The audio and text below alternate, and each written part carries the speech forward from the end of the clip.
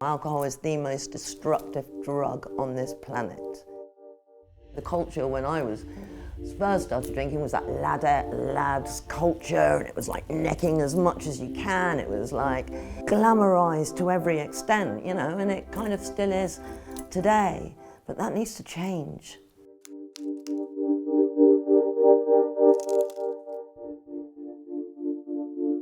I had, you know, an amazing husband, 2 beautiful children, a job, lots of friends. I lived in a lovely house. I had everything that, you know, you could possibly want. But inside, it was a different story, and I didn't know why.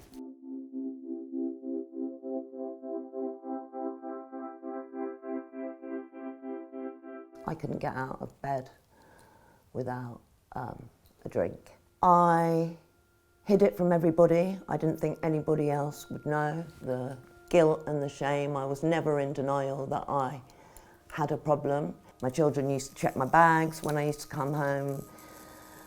You know, I used to hide drink everywhere, in Wellington bottles in the washing machine. You know, children, they sense, you know, they just sense, they could see, you know, and they say it's like a Jekyll and Hyde sort of character when you're in addiction. And the first time they found me collapsed in a hallway, and I was taken to Chelsea and Westminster Hospital, and I was diagnosed with having lost 60% of my liver through cirrhosis.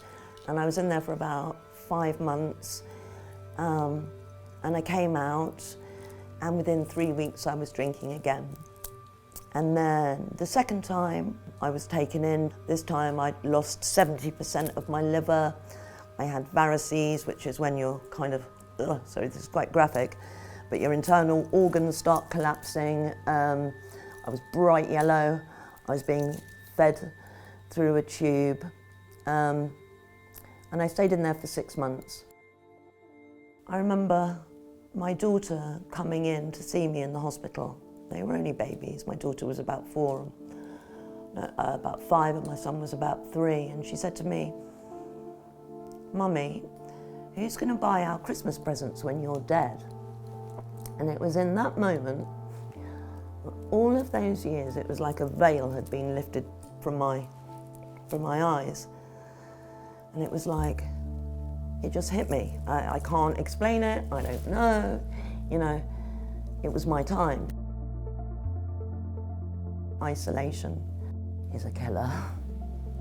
They got me a place in this rehab. I remember, I never ever forget, somebody said to me, "Let us love you until you start loving yourself again." And that's what happened, and I was around people and love, understanding, compassion. I guess I'm living proof that you can recover.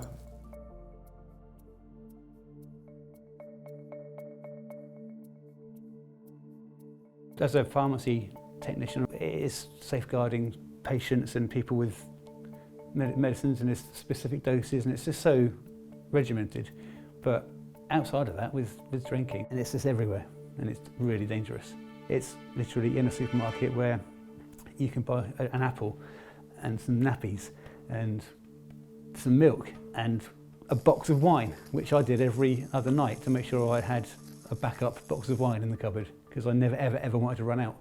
It got to the point where I was driving to work still drunk, and I did a pretty good job of covering it up, and it got to the point where I thought, I'm going to kill someone, either on the way to work, or I'm probably going to not check a prescription properly. I've got friends who think, they say, "Well, you were never an alcoholic, you were a fun drunk." And then my wife will say, "You didn't see him afterwards. You didn't see him open another 2 bottles of wine and fall down the stairs." You go home and it never ever ends. In the NHS, luckily, there is occupational health. I wrote an email, literally laid everything bare, and I was so scared of pressing send, because I knew that if I did, my life was never going to be the same again. And it sat there on my screen all day, and I knew I was going to go home and buy some more wine, and it was all going to happen again. Before I went home, I just pressed send, and went home, and then the next day I got an email from occupational health. I didn't have a drink at all after that, and I'm into lots of different healthy activities now. I mean, I drink a lot of coffee still, but I'm trying to recapture a lot that I've wasted over the last 25 years. It's like you've taken off the glasses and you can see, oh my God, it's like the film They Live. You just see all the advertising and you see it being lied to. A quick fix would probably be not having it in every shop.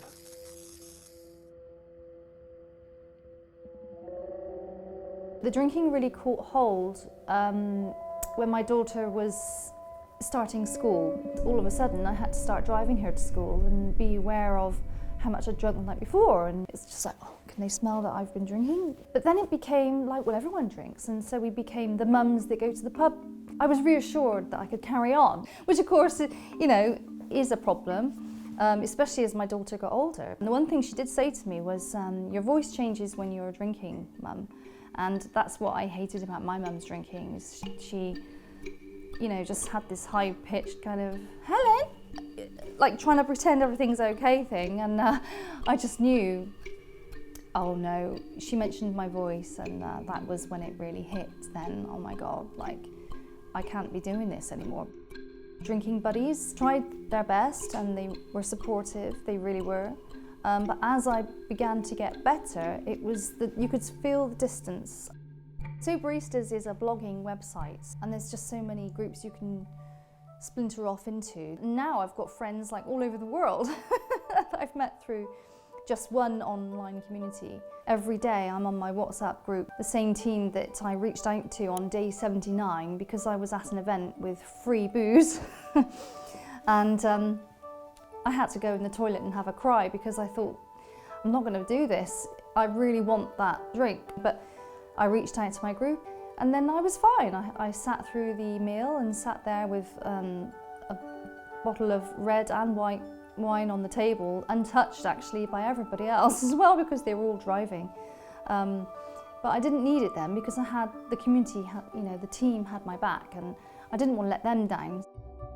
Now I'm just available for my daughter. When I had my first year anniversary, and the congratulations card, and oh my God, I shared the message on the group of what my daughter wrote to me in that card, and it's just priceless. You know, there's nothing like your daughter telling you that she's proud of you.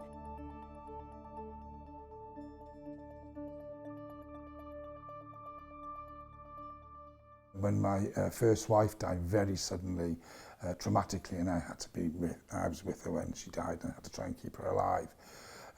That sort of experience just completely turns your world upside down. Very first time I went to the doctors, 4 days after my wife died, I told the doctor I was drinking a bottle of whiskey a day since she died, and he said, oh, that's not good for you, you shouldn't be doing that. Oh, my wife has just bled to death in my arms 4 days ago, and he's telling me, well, it's not very good for you to drink whiskey. So it wasn't really helpful at the time.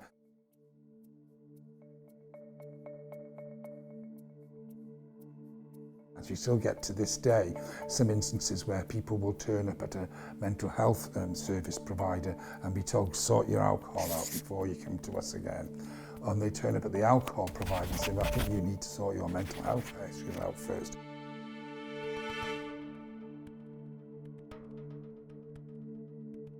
Some of the clients I work with have multiple issues. They'll have the mental health, they will have the alcohol addiction, but they'll also have issues around their housing, around their benefits. And I'd want to see more and more services working together. I think some of the social workers have this term of wrap around the person. People can fall through the system. Hopefully there's enough services in areas in the country to stop that from happening. I have personal experience as being a patient and of working with mental health agencies, so I know who they are and I can put people in touch with those. The ideal situation when you've got somebody with all these multiple issues would be that all the agencies would be working together all the time, and in many places they do. Sadly, there are some cases where they still don't.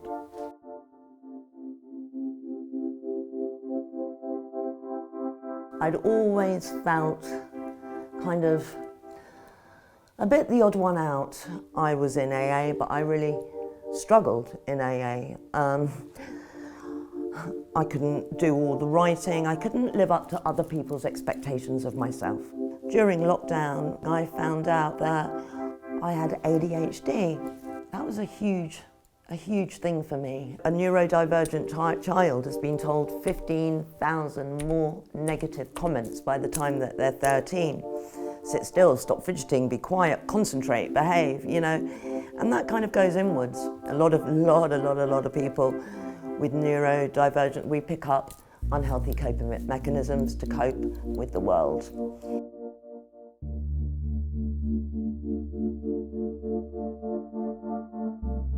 I was told, no, you can't do that, you can't do that. Anyways, the beauty of the ADHD side or neurodivergent is we're just going to go and do it anyway. And that day, I call it my second recovery, because about 15 random alcoholic ADHD and autistic people came into this meeting and we laughed. We laughed so much. Alcohol costs the NHS $5 billion a year. Ask yourselves, how much is being put into treatment for alcohol, for addiction and for recovery? Sure, it's an absolute tiny percentage of that. It's about opening up different platforms for recovery. One size does not fit all.